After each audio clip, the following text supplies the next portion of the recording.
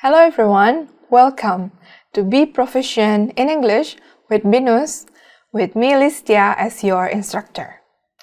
Kali ini kita akan membahas What are you going to do today? Oke, teman-teman semua, setelah selesai menonton video ini, teman-teman diharapkan untuk bisa identify the forms and uses of be plus going to and would like to, and when to use the expressions, terutama ketika teman-teman harus menjelaskan tentang activity atau kegiatan yang telah direncanakan. Bisa kita mulai? Ayo! So, a long weekend is coming up. What are you going to do? Pertanyaan seperti ini sering kita temukan ya, ketika liburan atau misalnya long weekend sedang dinanti-nantikan. Nah, berikut adalah beberapa contoh yang bisa teman-teman gunakan untuk menjelaskan atau menjawab pertanyaan What are you going to do? Yang pertama, I'm going to go fishing with my dad. I'm going to visit my grandparents. I'll stay at home. I would like to stay at home. I'm going to go shopping at the mall. Kalimat-kalimat tersebut adalah intention or plan. Artinya, rencana kegiatan yang teman-teman buat untuk dilakukan di kemudian hari. In daily life, it is common for us to tell other people about our intention or plan to do something in the future. We also frequently ask them, or they ask us about that. Jadi, bisa saja teman-teman menjawab pertanyaan, what are you going to do? Atau teman-teman adalah orang yang bertanya ke orang lain terhadap untuk activity atau rencana mereka di kemudian hari.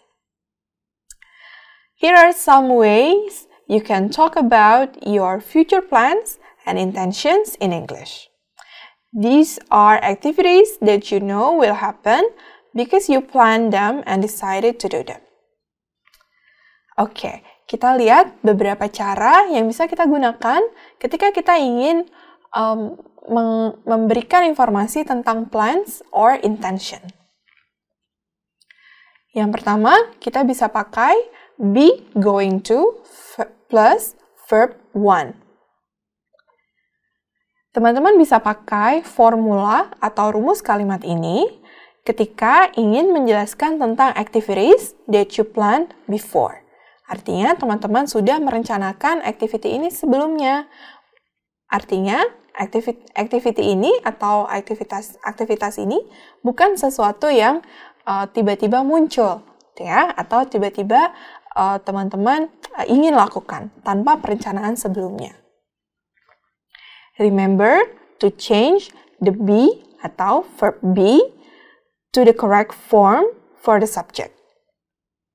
Contoh-contoh kalimat untuk formula ini adalah sebagai berikut. I am going to play beach volleyball tomorrow. You are going to play beach volleyball tomorrow.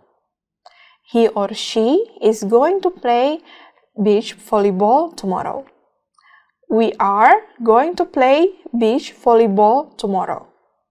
They are going to play beach volleyball tomorrow. Perhatikan subjek yang betul dengan pasangan verb be-nya. Contohnya, jika subjeknya I, maka verb be yang sesuai adalah am. Jadi, I am going to play. Jika subjeknya adalah you, maka verb be yang sesuai adalah are. Jika subjeknya adalah he, or she, or it, maka verb be yang sesuai adalah is. Jika subjeknya we atau they, maka verb be yang sesuai adalah are. Jangan sampai tertukar ya. Tadi kita sudah lihat contoh untuk kalimat positif. Sekarang adalah contoh untuk kalimat negatif. Mudah saja ya teman-teman. Untuk kalimat negatif, kita tinggal menambahkan not di antara verb be dan going to. Contohnya, I am not going to play beach volleyball tomorrow. You are not going to play beach volleyball tomorrow. He or she is not going to play. We are not going to play. They are not going to play. Gimana? Mudah kan? Selanjutnya, be going to plus verb 1 dalam bentuk question atau pertanyaan. Jika ingin membuat kalimat pertanyaan, teman-teman tinggal mengubah subjek dan verb be ke bagian depan. Contohnya, am I going to play? Are you going to play? Is he or she going to play?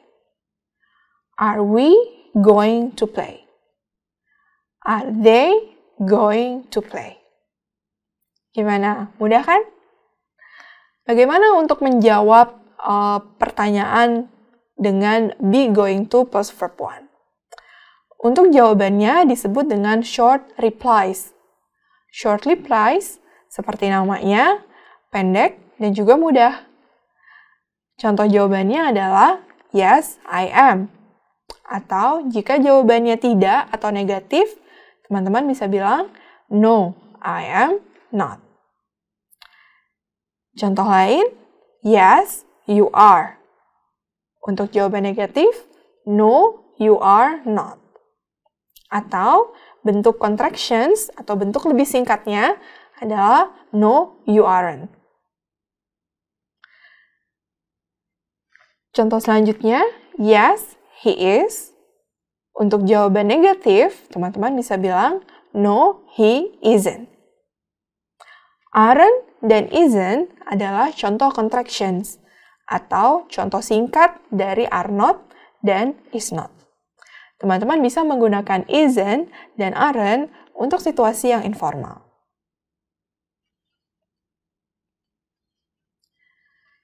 Nah, selanjutnya adalah contoh kalimat lain yang bisa teman-teman pakai ketika ingin memberikan informasi tentang intentions or plans. Yaitu, teman-teman bisa pakai present continuous. We use the present continuous to talk about planned appointments and activities. We often give time reference. Untuk present continuous, teman-teman harus memberikan time reference atau keterangan waktu. Very often, be going to and present continuous can be used in the same situation. Artinya, be going to dan present continuous bisa digunakan di situasi yang sama, yaitu situasi ketika activity tersebut sudah direncanakan atau planned before. Berikut adalah beberapa contoh kalimat present continuous dan juga be going to yang bisa digunakan untuk konteks atau situasi yang sama.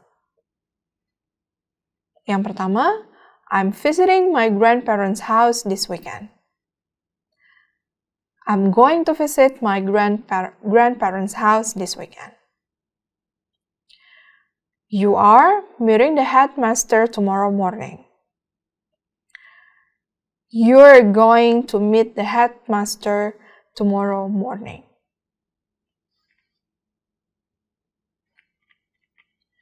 Oke, bentuk kalimat lain dalam bahasa Inggris yang bisa teman-teman pakai ketika ingin memberikan informasi tentang intention or plans adalah would like. Would like is used to express requests or offers more politely.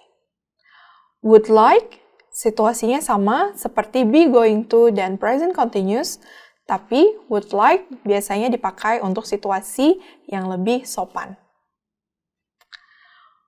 Would is a modal auxiliary verb, and when used with like, to be would like, it forms a request or offer in a polite way. Would like bisa dipakai di dalam 3 bentuk, kalimat positif, kalimat negatif, dan juga interrogative. Untuk kalimat positif atau affirmative, teman-teman bisa menggunakan formula sebagai berikut. Subject plus would like plus to atau verb 1 atau verb 1 and more additional information. Contohnya seperti kalimat-kalimat berikut. I would like to go to the cinema. You would like to go to the cinema. He or she would like to go to the cinema. We would like to go to the cinema. They would like to go to the cinema. Bagaimana penggunaan would like lebih mudah ya?